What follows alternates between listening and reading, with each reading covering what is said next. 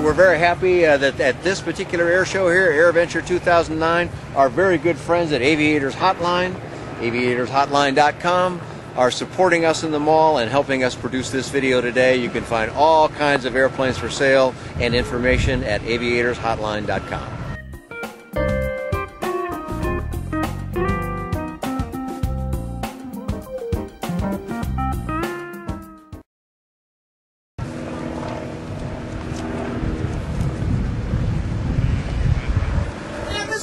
One of the original Ultralights going back to 1980. Well, it kind of is, Dave, and in a matter of fact, it still flies like one, and that's the cool thing about it, I believe. This is the M² Breeze 2.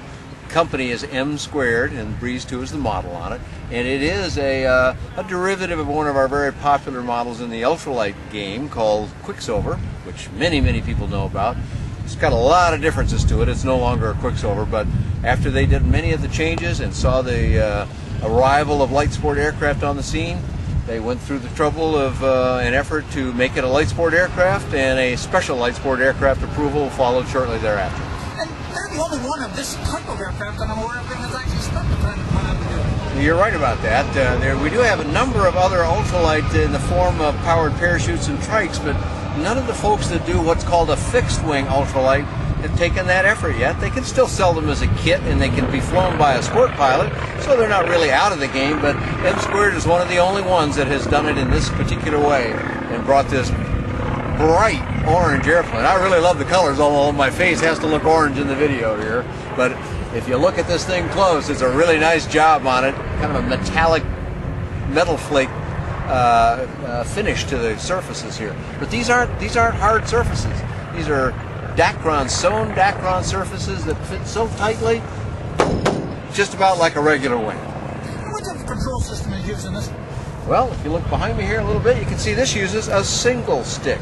There's a few of them that have that, but if you look kind of carefully there where the rope is holding the stick so the surfaces don't flop around, you'll notice it's got a long handle on it. Two people can put their handle on that, and that's exactly what's intended.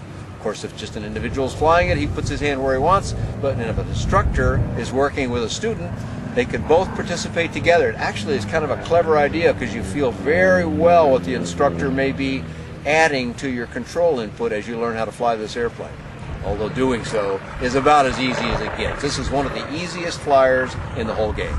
I was on the internet the other day and I saw a couple of these, and they were equipped with floats, so it must be sort of an all-around recreational aircraft. Well, you're right, Dave, and they do have a float set for this. In fact, there's a bunch of people that use them. These are fairly common in those resort settings and various beach destinations where there's an airplane operating off the water, a lake, or the ocean. And this airplane is especially well suited to that because it'll get off the water in a very short ground run. Its ultralight heritage allows it to probably leave the water in 150 feet or less. So what's your report on this one, Dan? I do, Dave. I've got a report on virtually all of the M² airplanes. There are about 6 or 7 different models, and I've flown them all. And this one is included in that, and you can find that on buydanjohnson.com or bydanjohnson.com.